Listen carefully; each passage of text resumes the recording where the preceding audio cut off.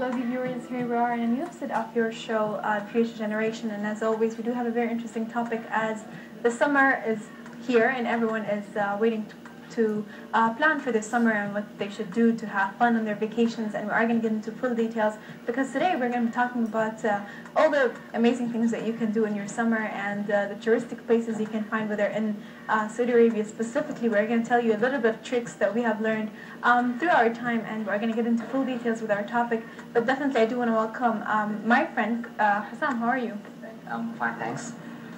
Like always, you can contact us at 009-66144-28900. Like Sarah said, we're getting into vacation, which most of us started already, and we're looking for places to go. But first, before talking about that, I would like to welcome my colleague, Marwan. Thank you. So welcome everybody, like every day, to our show, Future Generation. So today we have a very, very interesting topic. It's about the touristic place or the places that you're gonna go to the vacation. So, and some already told you our numbers, and our email is thg_ksa2@live.com.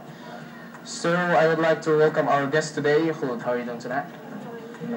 Can you give us a brief introduction about yourself at all? I'm Khulud Mohammed. I'm 15 years old and I'm in Aruba International School.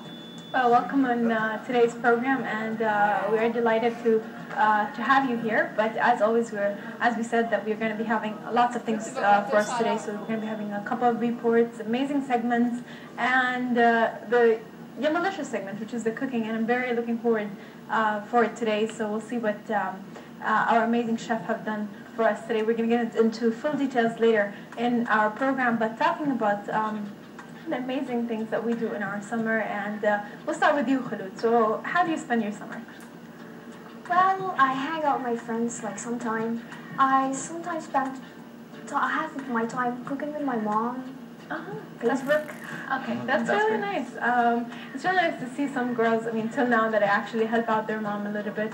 Yeah. And that's really good. I mean, really hats off to you. But what else do you do in your summer? Do you travel with your family or place?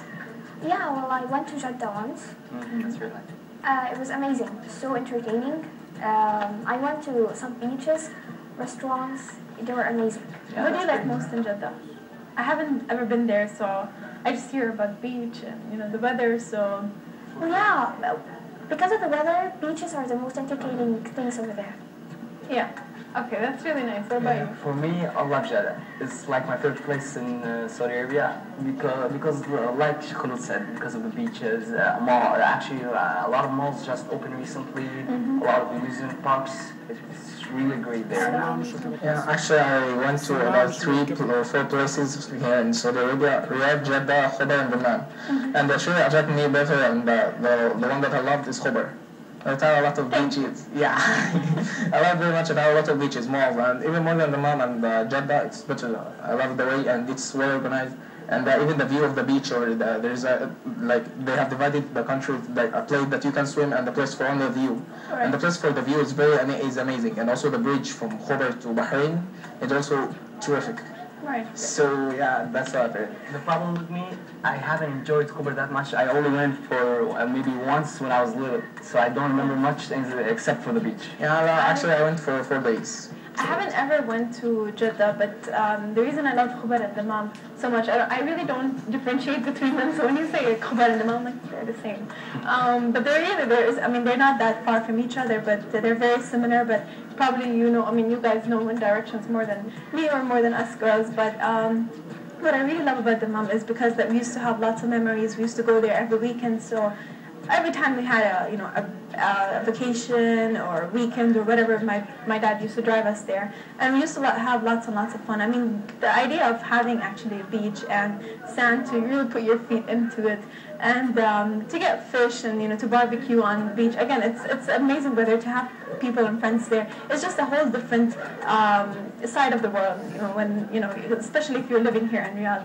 But there's a lot of places in Saudi Arabia that are completely beautiful, like Taif and Abha. I've heard Abha is gorgeous. I heard about Taif. The best thing about it is the view, the natural places. Yeah. Hiking, going mountains. It's really great there. Definitely, and even Amha, like it's very clean. You don't feel like you're in any kind of industrial city or whatever. My friends were telling me about it because they keep on visiting Abha and Taif all the time, and they say again the view is amazing in this mountainous region, and the weather is completely different than in Riyadh. Because in Riyadh we have like sandstorms every 2 days, which is gorgeous. But in other places, it's just a very clear sky, and it just gives you a whole different feeling again. So most of the time here in Riyadh, we keep in the house. We keep ourselves in the house because of the sandstorms. Sandstorm, yeah, exactly. Major weather changes here. Definitely. So, But Khulud, I do want to ask you: do you like amusement parks, like roller coasters and? Well, some guys when they come to age, they think that these things are like too small to ride in anymore. But they're good. I love them. You like roller coasters? Yeah, you do. I love them. So are you adventurous? Do you go for them, or are you scared, or? No, I'm adventurous. You're adventurous. Okay, that's really, really good. I heard you also have a talent. You sing, right? Yeah, I do. Well, I do want to go into it a little bit because I really believe. I mean, is it your passion? Do you love singing, or is it just like you just have the talent, you sing for people, but that's it? Well, no difference, but I love it. You love it. Yeah. Okay. when did it start? I was grade 3. Grade 3. Yeah. Right now. Yeah. Like, who made you to continue singing or encourage you? Yeah. Sarah, my sister. She's actually my twin. Yeah. She's the one who's been with me through all. Inshallah. That's really cute. I mean, it's awesome. But it's nice to see that you love something, you have a passion for it, and you go for it. And I really love people who have these sort of talents that they really, really do enjoy. And whether in the summer or in any occasion or any time they feel a little bit suppressed or depressed, maybe you're a grade 9er. I mean, I'm not saying that you don't have problems, definitely you do, but I mean, you won't be as depressed as other people, but again, it would just keep you out of, the bad mood or the negative mood, and you just, maybe you would feel that way, that you just feel happy when you sing. I really love those people because well, some people use singing as a device to make them cool down or just to tune. Exactly, to control their anger even. Yeah, some like that, but they're not like good or talented at singing. They're just making it. Okay, actually, I heard like a horrible. I have a friend like that. Not fun. Okay, I said people who are good at their talents because I have. That's my the point. friend. Because a lot of people and a lot of my friends do it. Audition people don't try it.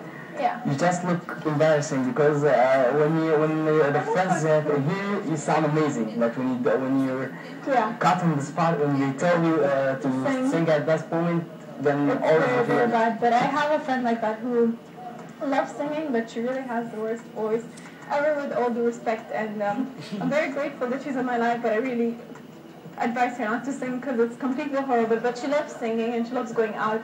We don't press our friends to keep away from the things they love. I don't care. She's supposed to stop singing. It's a headache for all of Okay, us. she's enjoying it and she makes it relax. No, we should encourage people. You should. We should encourage them. Yeah, even that's if they have right. bad voice. Yeah. Maybe she thinks that she has a good voice. No. She knows that she does not, but she still goes for it. But no, I get it. I'm just joking. I mean, it's really what makes her very unique from the rest of us or from the other people, even who has a good voice, is that her personality is outgoing and she's crazy. So, I mean, the reason that she just sings and dances literally anywhere makes her very unique and a very fun person to be with. So, again, that's a really good personality and good spirit. And about to that, her. that's a really good advantage because that means that she has a large self-esteem and she doesn't have that bit of shy that keeps her from doing things. Definitely. Yeah, exactly. So a lot of people have that thing. Yeah. No, they have shy to not being embarrassed or their opinion of their friends. That's So and also the opinion of your friends are just like affects you, even if you have a good talent. Like you have a talented one. Of course, if you are talented, not everybody that you're gonna hear you say that you are talented. Yeah. Of course, it's not. So because people have different minds, have different opinions.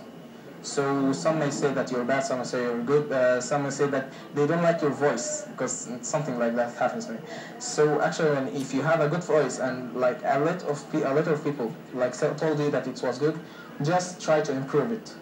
So in order to get better and even to change the mind of the other people. So it's good to be like that's really great. I really like that. yeah. And